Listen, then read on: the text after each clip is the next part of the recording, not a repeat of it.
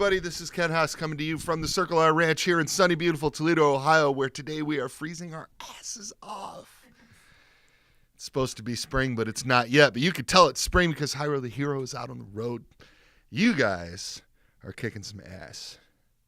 Can I say that on this here radio? How many festivals have you done so far this year? So far, this year, I guess 3, right? We did, I don't know if Shiprocked counts. We went on a cruise ship called Shiprocked, played Welcome to Rockville, and we played Epicenter Festival. I hope I'm not forgetting anything. This is Matt McNamara. Matty? You like Matty? Matty Mac. Matty, Matt, all good. Matty Mac, yeah. Matty Mac is what it says in the yeah, I can dig it.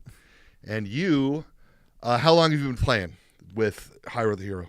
I've been playing since last July, so just under a year. Cool.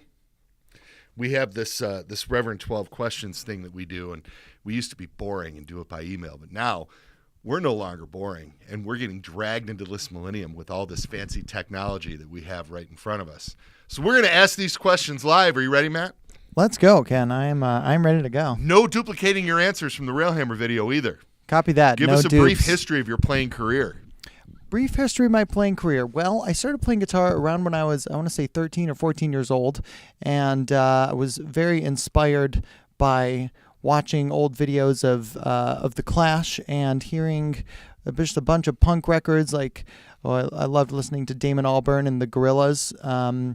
Definitely big inspirations. And Leonard Cohen, I always was kind of blown away by his poetry and the way he kind of tied that with guitar playing. So that kind of brought me into it. My parents got me a guitar for Christmas, and from there I started a bunch of punk bands, and now here I am.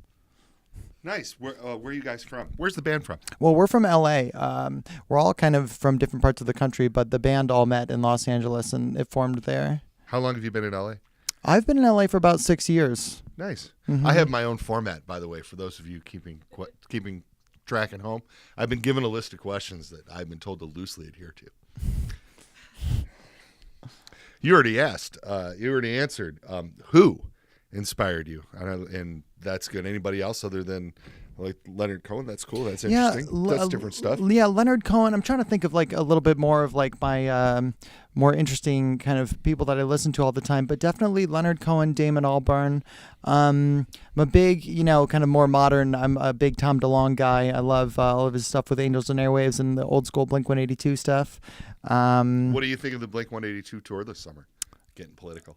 I mean, I don't want to, I support all musicians who are going out there and doing their thing.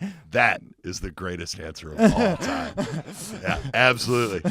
No, I just used that one recently too. Somebody was asking me about something that apparently I'm not supposed to like. And I was like, no, I mean, if people are working, yeah, you know what I mean? Exactly. Anybody who's out there like making a living playing music deserves, especially when you're doing it the hard way, right? Absolutely. Yeah. And, I actually am a big Lil Wayne fan. Nice. All the Carters, I'm super into them. Emily played a lot when I was in high school, got very into it. And also, that said, like on the note of like new Blink-182, Matt Skiba has always been a go-to for me. Alkaline Trio, seen them many times. So, it's a really crazy combination of musicians happening on that tour. We're fired up because Neck Deep is on the tour. Hey, I didn't even know that. Wow, that's crazy. Yeah, so and of course we do the Matt West model, right? That we've been doing for a couple of years now. So we're fired up to see anytime Neck Deep is in the States, it raises. There you go. Yeah, that's awesome. So this electric guitar that your parents got you, your first electric guitar, what was that? That was a Fender Squier. I believe it was one of the ones that came from China. So when I first got it, I didn't really know what I was doing, but as I learned, I grew to actually really love this guitar. So I took out all the pickups, and later on I learned how to solder and stuff. So I replaced everything with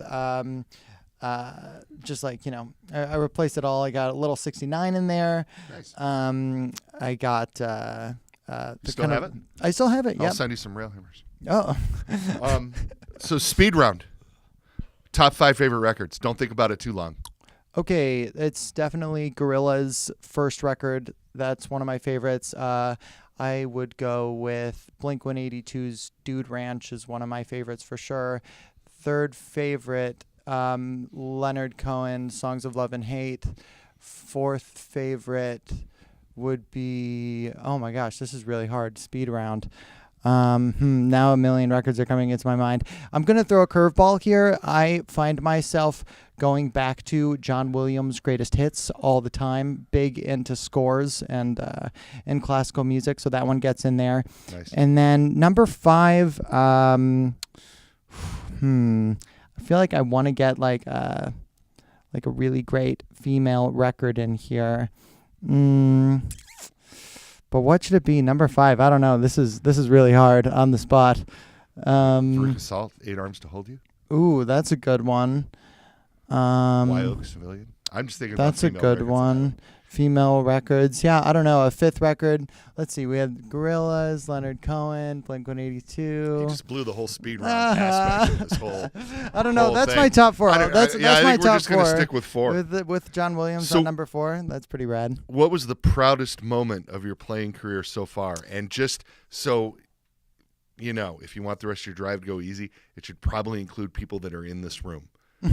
Well, it's definitely a no-brainer for me. I mean, the most recent festival that we played, Epicenter, was absolutely surreal, and all of the festival experiences that I've had have been with Hyro the Hero, and they've all been, I've never played something of that scale before, and I have to say it's extremely surreal being on stage and sharing the stage with artists that I grew up listening to, and seeing people that are so passionate about music right there in front of me. It is absolutely sublime. And I guess the first festival that we played last year, Aftershock, back in October, that one in particular really struck me because that was like truly, I was brand new to it, and the band was still relatively new, and I was just blown away at the experience. But all of my favorite shows have been with Hyro the Hero. This has just been the most fantastic Awesome. Band. How did you hear about us? How did you hear about Reverend? So I found a Reverend out because I wanted to get a new guitar back in 2016, and there's a local music store in LA called Future Music, and I saw in there a baby blue slingshot guitar, and it was the Reverend slingshot, and that one was made in 1999. It's like one of those earlier models, and I picked it up. I was like, I need this guitar, so I kind of went home, sold some gear that night, went back to the store the next day and got it. So this is a really interesting story. So I played the guitar then for the next 2 years and just totally fell in love with this guitar. So then I joined Hyro, and that summer we went on tour with the band The Butcher Babies. And one of the singers, Carla Harvey, comes up to me at our show at the Machine Shop in Flint, Michigan. She goes, "Hey, like, Matty, where'd you get that guitar from?" I was like, "I got it from Future Music in Highland Park." And she said, that exact guitar used to be mine, and I sold it to Future Music, and I immediately regretted it, and I went back to get it 2 days later, and it was gone. And so then but then I had it on tour with them, so it kind of felt fateful and wonderful that there was such a nice coincidence. So yeah, Carla and I definitely bonded over our love of Reverend guitars. That's awesome. And you still have it. You didn't. Oh yeah, of course, dude. Never. I can dig it. And now, and then since then, of course, we've done a few things with you. So you're out with the Super Rev and a Descent, right? Correct. And what else? And the Charger HB. And the Charger HB. And then you still have the Slingshot. I do, but I did not bring it on this tour. It's too many guitars. Excellent. What is it that you like about the Reverends? Well, I was saying to Madison earlier, the bass cutoff filter in the new models, because the Slingshot doesn't have that. Right. So that was like a new kind of like tool for me to use is when I got the Charger HB, and I immediately started using it as kind of like a gain stage, because I've noticed like I play with a lot of gain through the Mesa. I have a Mesa triple rec and a Mesa dual rec, and so that's obviously a lot of like crunchy sounds, and when you crank that thing all the way up, it's fire sounding, So I've been playing with that. I love that. Also, the design of your guitars are just so stunningly beautiful. I have every model I've played. I've just really, really love the Bolt-On series. Totally great. I think those ones are probably my favorites. But yeah, I'm just What do you think of the descent as a baritone? I mean, it's just a real natural feeling.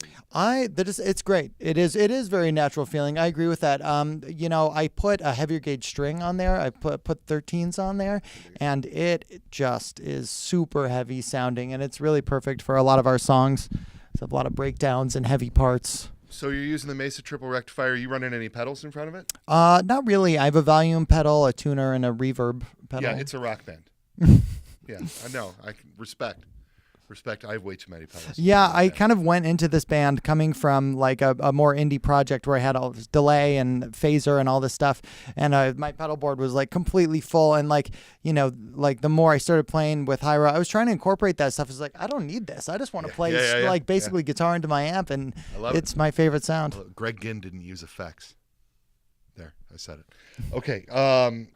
So here's the kicker. Do you have any unusual hobbies, skills, or pastimes that you'd like to share with us? Hobbies, skills, or pastimes? Well, I really love filmmaking. I definitely consider myself a young filmmaker, so I'm always trying to shoot whenever we're on the road and capture interesting behind-the-scenes stuff. And I'm really hoping, camera's right over there. I'm really hoping this summer, this little behind-the-scenes project we've been working on might come out. So excited about that. I also love painting, drawing. Try and get my hand in the creative field as much as I can. How do you feel about backing up the van? I will say you're still working on that as like a hobby or a pastime. It's not exactly something that I'm very talented at, as you witnessed in the parking lot earlier, just a few maybe an hour ago. It's practice. But Dave, our bass player, is just the best van driver ever. So luckily, he was able to save me in my moment of being able to drive. What advice do you have for upcoming players? My advice is to believe in yourself and practice as much as you can. I definitely remember going through periods of being like, wow, I'm just feeling like no matter what would happen, I wasn't getting the break that I wanted, or I wasn't meeting the right musicians that I wanted to. So I moved to Los Angeles without knowing a soul. Truly, I did not know one person. And I moved from Cleveland, Ohio, is where I was born and raised. So when I moved there, it was really scary, and it took a long time to meet a network of musicians that I felt comfortable with. And it was, when I got there, like a year in, I was pretty fucking depressed. I really just didn't know anyone. I was so sad where my music career was at. But, I would say just keep trying, believe in yourself, keep practicing, and put yourself out there, because eventually it'll happen. Everybody who I ask that question to has done what they do, and then eventually it comes around for them. And that seems to be a common theme. And I say it every time somebody answers the question. It's the same thing here. And I think with anybody doing anything creative, if you can try to pretend to fit in with the stuff that's going on around you, and then you're always going to be chasing the fitting in thing. And if you believe in something and you believe in what you're doing and you just do it, then people are either going to come around to you or they're not.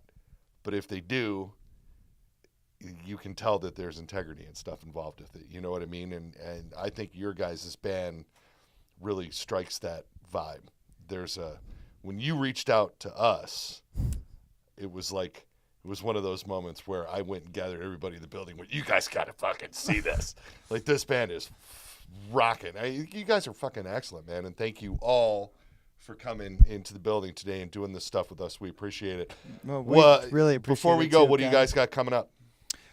So we're kind of in the middle of a lot of stuff right now. It's really exciting. We just played yesterday our first show on the POD Full Circle Tour. Okay. So we're going to be on that for this spring through the end of May. And right in the middle of there, we're playing Rocklahoma, which we are super, super excited about. Some amazing bands on that bill. And then at the end of this tour, we are playing a video game convention called DreamHack in Dallas, Texas, which we're thrilled about. That's with Trivium and Cane Hill. That's awesome. Yeah, dude, we are super stoked on that one. Badass. Then we've got about a week and a half off where we'll be back in LA, kind of getting our bearings together, and then we're going to go back out on the road with the Rockstar Disrupt Tour with The Used, Sum 41, Thrice, and Circus Survive, Megan Dia, Andy Black, Juliet Sims. It's You guys amazing got a lot lineup. to talk about. You guys are going to have a super busy year. We're so excited. And then right in Awesome. the middle of that, we've got 2 of the Warped Tour 25-year anniversary dates. So that, I mean, You're doing you know, yeah, awesome. it's Which a ones? dream come true. We're doing the Atlantic City and Mountain View, California. So Fantastic. yeah, it's we are all super excited. We can't wait. Oh, that's right. And then after that, we're playing. I can't believe we almost forgot. We're playing Afropunk in Brooklyn, and that is just so cool. Oh shit, yeah. Yeah. So That's badass. so it's a busy summer schedule for sure. Excellent, everybody. Go see them. Hyro gang.